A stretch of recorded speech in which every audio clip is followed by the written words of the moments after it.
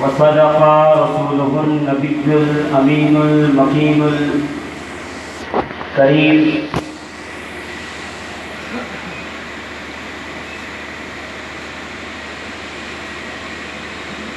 عزیزان محترم، آئیے سب سے پہلے ہم اور آپ مل کر حضور سرور دو عالم نور مجسم شاہ بنی آدم حسنین کے نانا سیدہ طیبہ طاہرہ کے بابا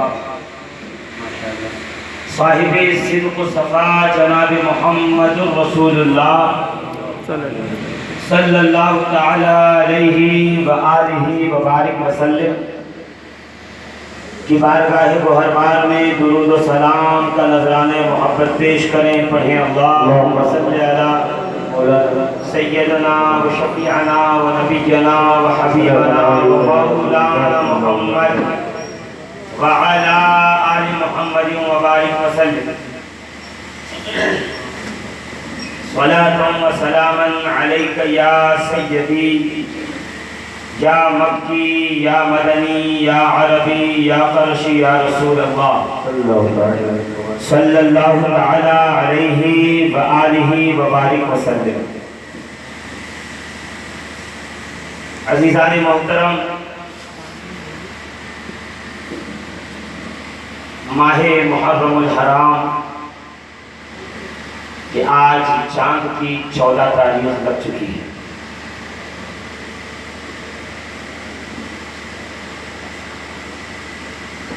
محرم الحرام حرمت والا، عظمت والا، برکت والا اور رفعت والا ماہ مکرم ہے. فضیلتیں اس ماہ مبارک کی اللہ کے نزدیک بہت ہے ماشاءاللہ، مگر ہمارے لیے اس ماہ مبارک میں جو سب سے بڑا سرما ہے وہ یہ ہے کہ اسی ماہ مبارک کی 10 تاریخ کو میرے آقا کا گھرانہ ویران ہو گیا. سرزمین کربلا پر آقا امام حسین علی جدہ و علیہ الصلاۃ والتسلیم بے آب و گیاہ ایسے خنجر سے شہید کیے گئے. مورخ کہتا ہے کہ خنجر میں دھار بھی برابر نہیں. یہی وجہ ہے کہ سید الساجدین، امام الصابرین، سیدنا امام زین العابدین کے سامنے جب کوئی جانور ذبح کرتا تو آپ اس سے جا کر سوال کرتے، اے جانور ذبح کرنے والے، تُو نے چھری تیز کی تھی یا نہیں؟ تو نے اپنے جانور کو ذبح کرنے سے پہلے پانی پلایا تھا یا نہیں؟ وہ کہتا، امام آپ کیسی بات کر رہے ہیں؟ میں مسلمان ہوں، میں نے جانور کو ذبح کرنے سے پہلے اسے پانی پلایا تھا اور میں نے چھری کو تیز کیا تھا. جب یہ سنتے تو امام زین العابدین گنبد خضرا کی طرف رخ کر کے اپنے نانا کو مخاطب کر کے کہتے، نانا جان، یہ آپ کی امت کا وہ مسلمان ہے جو جانور کو بھی کند چھری سے ذبح نہیں کرتا اور پانی پلا کے ذبح کرتا ہے. میدان کربلا میں لوگوں نے ہمیں جانور بھی نہیں سمجھا کہ ہمارے بچوں کو بغیر پانی پلائے ذبح کر دیا، اور میرے بابا حسین ان کے گردن کو ایسی چھری سے ذبح کیا گیا جس کے دانتیں کند ہو چکے. تاریخ بتاتی ہے عزیزان محترم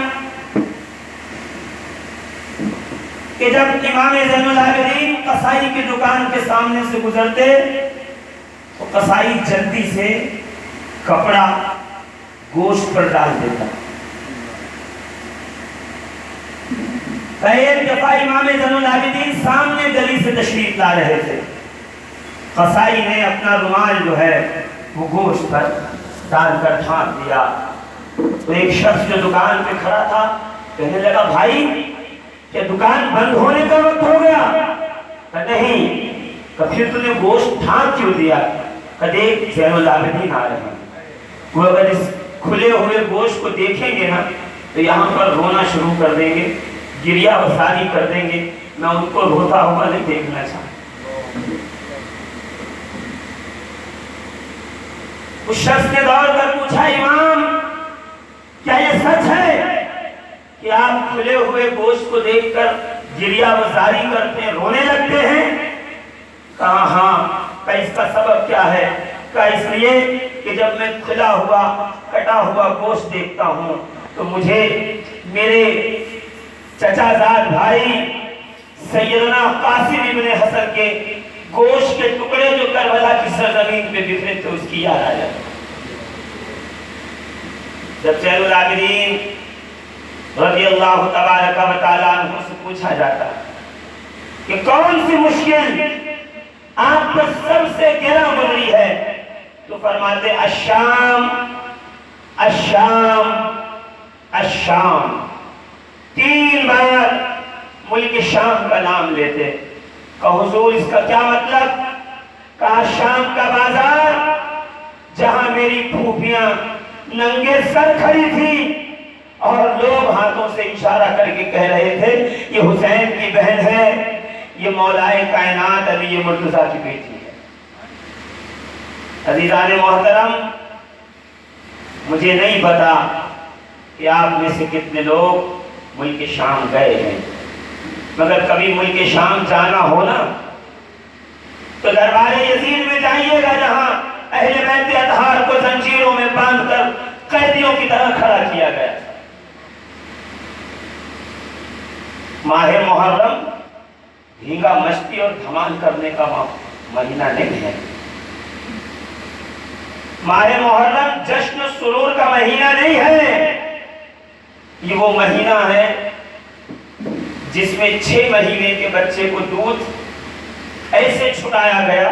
مائیں جب بچوں کو دودھ چھڑاتی ہیں نا، مائیں جب اپنے بچوں کو دودھ چھڑاتی ہیں تو بڑے ناز اٹھاتی ہیں، بڑے جتن کرتی ہیں، بہت پیار سے اس کو دودھ چھوڑاتی ہیں۔ مگر کربلا میں جب میرے علی اصغر نے دودھ چھوڑا ہے تو ماں نے جتن نہیں کیے تھے اور مولا نے ایک تیر مارا تھا جو میرے امام علی اصغر کے گلے میں لگا تھا اور 6 مہینے کے بچے نے دودھ چھوڑ دیا۔ میرے دوستوں، میرے عزیزوں، غیرت مند سنی مسلمانوں، یقین جانیے جب جب امیر حمزہ کا تذکرہ آتا سرکار کی آنکھیں بھر آتی، جب جب حسین اعظم کی قربانی کا ذکر ہوتا میرے رسول آپ دیدہ ہو جاتے، اسی لیے تو روتے تھے سرکار کہ تا حیات میری امت جب جب حسین پر ہونے والے ظلم کو سن کر آنسو بہائے گی تو اس کو میری سنت پہ عمل کرنے کا ثواب ملتا ہے۔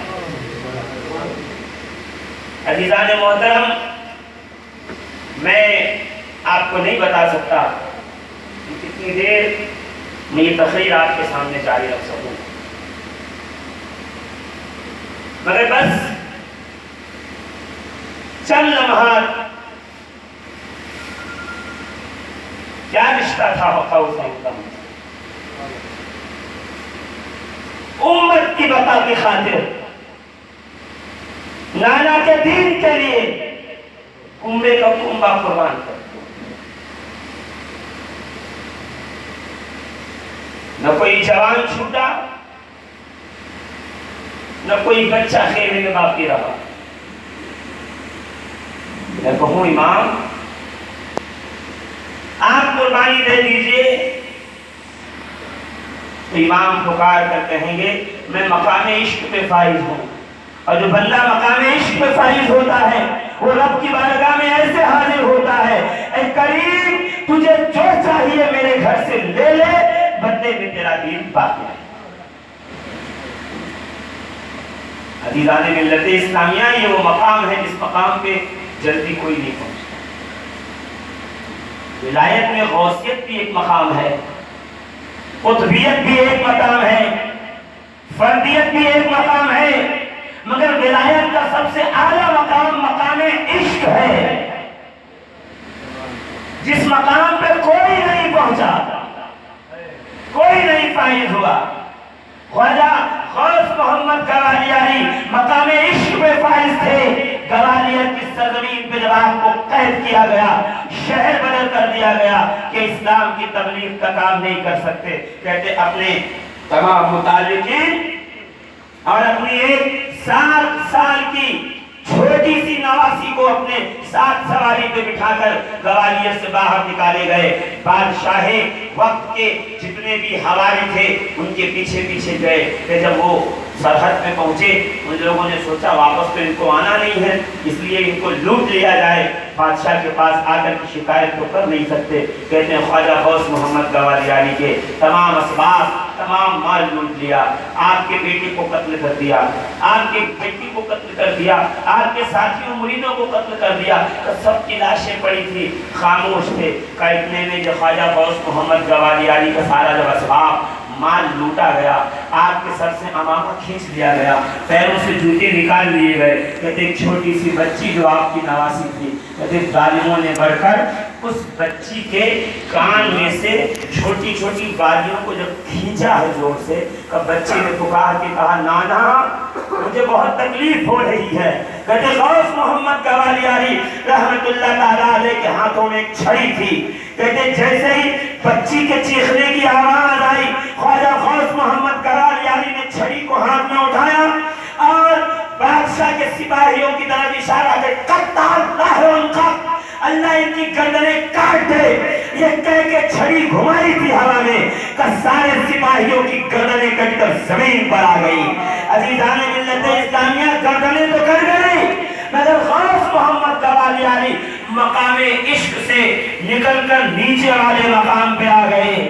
آواز آئی غوث محمد گوالیاری اگر تو اس تکلیف کو برداشت کر لیتا تو مقام عشق میں ہم تجھے اولیاء کے مقام میں پہلا نمبر عطا کر دیتے۔ عزیزان ملت اسلامیہ، اس مقام عشق پر آ کر جب امتحان ہوتا ہے تو بڑے بڑے اولیاء اللہ اس مقام سے نکل کر نیچے والے مقام پہ آ جاتے ہیں، مگر ایک حسین ہے 6 ماہ کے علی اصغر پہ جب تیر آ کر لگا ہے تو میرے حسین نے یہ نہیں کہا کہ خدا ان کو غرق کر دے، بلکہ عرش کی طرف سر اٹھا کے کہا اللہم اے میرے رب قادر و قدیر، میں تجھ کو اس قوم پہ گواہ بناتا ہوں، قیامت میں ایسے آؤں گا کہ علی اصغر کا خون میرے منہ پر ہوگا، میں تیری بارگاہ میں حاضر ہو کر میرے نانا کی امت کی شفاعت و سفارش کروں گا، اے رب میری شفاعت و سفارش کو قبول کر۔ سبحان اللہ۔ نعرہ حسینی، نعرہ حسینی، نعرہ حیدری، نعرہ رسالت۔ میرے دوستوں، میرے عزیزوں، یہ جو کربلا میں لوگ آئے ہیں نا، ان کے فضائل زمین والوں سے نہ پوچھو، ان کے فضائل فرشتوں سے پوچھو۔ عرش کے فرشتے ہی بتا سکتے ہیں کہ ان کے فضائل کس قدر عالی ہیں، کس قدر بلند ہیں، کس قدر اونچے ہیں۔ یہ وہ لوگ ہیں کہ رات کی تنہائی میں اگر چپکے سے ایک روٹی راہ خدا میں دے دیں تو خدائے وحدہ لا شریک قرآن میں آیتیں اتار کے بتاتا ہے کہ میرے حبیب کے گھر والوں نے آج خدا کی راہ میں روٹی دی ہے۔ جب تک قرآن باقی رہے گا، اللہ کا کلام باقی رہے گا، ان کی ایک روٹی کا تذکرہ صبح قیامت تک ہوتا ہے۔ نہ جانے دنیا میں لوگوں نے کیا کیا نہیں قربان کیا ہے، محلات، درہم و دینار، سونے چاندی کے ڈھیر راہ خدا نے خرچ کیے، مگر ان کا تذکرہ آج تاریخ کے کتابوں میں بھی نہیں ملتا۔ یہ آل محمد کی فضیلت ہے کہ اگر ایک روٹی رات کے تنہائی میں دے دیں تو قیامت تک قرآن بن کر کر کے مسلمانوں کے بیچ میں موجود رہے۔ روایت میں ہے کہ حسنین کریمین کی طبیعت ناساز ہوئی، شدت کا بخار آیا، شدید بخار۔ سیدہ طیبہ، طاہرہ، انیسہ، نفیسہ، رابعہ، ربیعہ، صدیقہ، قیامت، عصمت کا درویش ہاں سیدہ فاطمہ الزہرا کا مصلی بچھا کے رب کی بارگاہ میں حاضر ہوئی۔ اے کائنات کے پالنے والے، میرے بیٹوں کی طبیعت اگر سازگار ہو جائے تو میں 3 روزے تیری بارگاہ میں نظر مانگتی ہوں۔ روزے رہے۔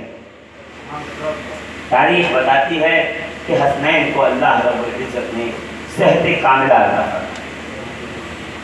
عزیزان ملت اسلامیہ، تقریر کا مطلب چیخنا چلانا ہی نہیں ہوتا۔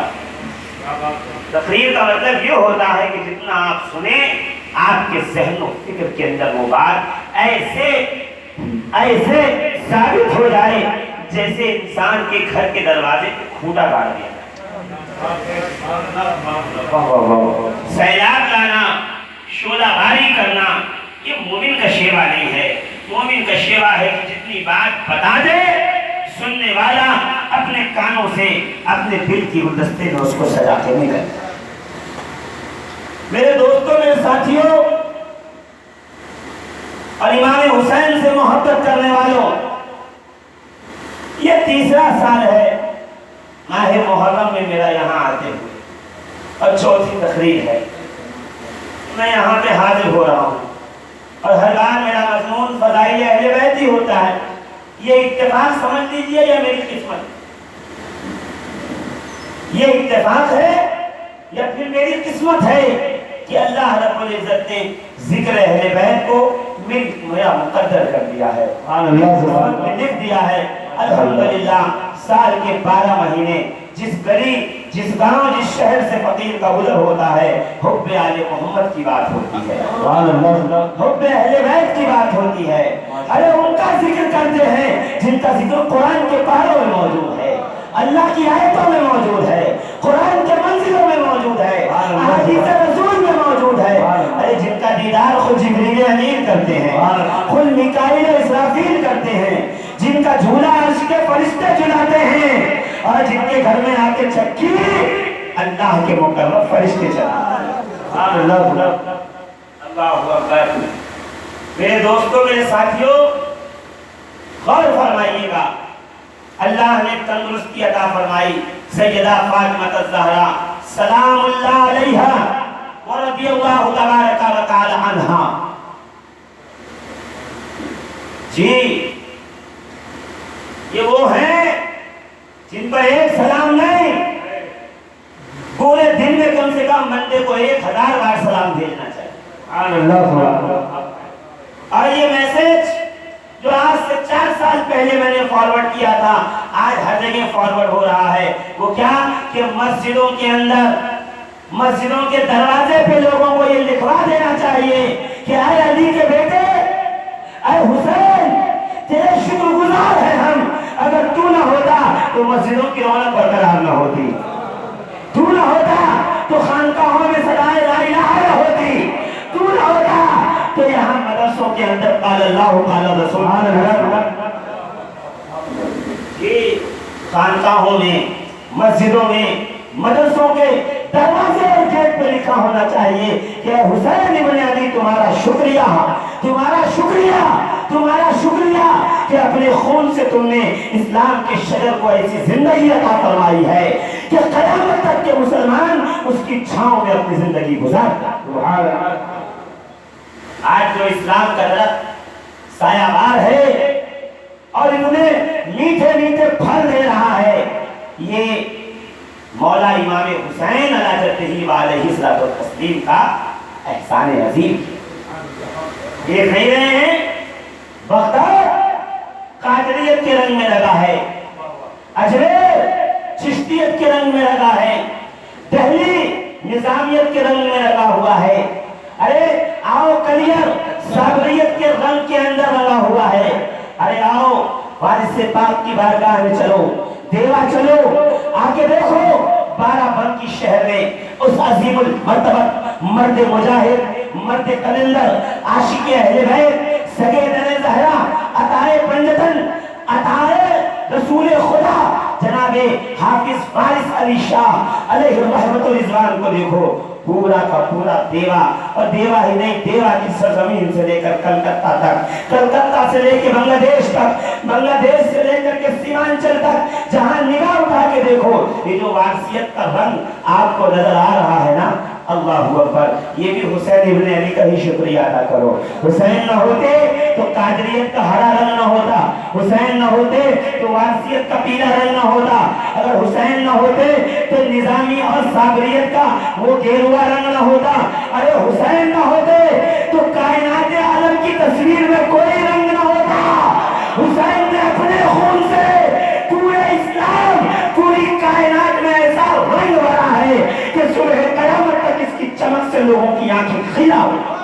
نعرہ تکبیر, نعرہ رسالت, نعرہ حیدری, ذکر شہید اعظم, ذکر شہید اعظم, ذکر شہید اعظم, حسینیت, حسینیت, نعرہ حسینی. یہ حسینی رنگ کو دیکھا, اور جب اس حسنی رنگ کو دیکھا, جب اس رنگ کے احسانات کو دیکھا اور ان کے فضائل و کمالات کو دیکھا, تو بریلی کے تاجدار نے پکار کے کہا کہ خون خیر و رسول سے ہے جن کا خمیر, ان کی بے لوث دینت پہ لاکھوں سلام. یہ حسن و حسین وہ ہے جن کی خمیر میں محمد عربی کا خون ملا.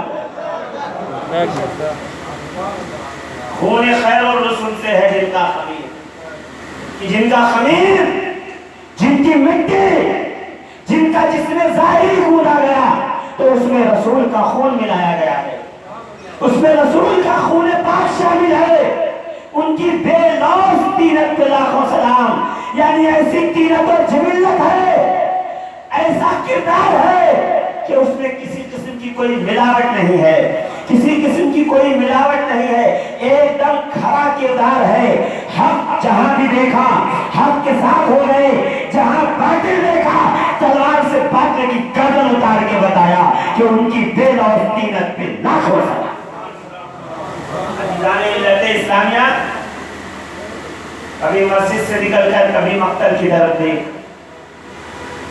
مسجد سے نکل کر کبھی مقتل کی طرف دیکھ, توحید تجھے حسین کے سجدے میں ملی.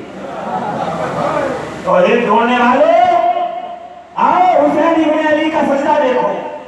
یہ نماز کا سجدہ نہیں تھا کہ نماز پڑھنے کے لیے جھکے تھے, اس لیے کہ آقا حسین جانتے تھے جسم جب خون سے لت پت ہو تو نہ وضو ہوتا ہے نہ تیمم, بلکہ آخری وقت جب آیا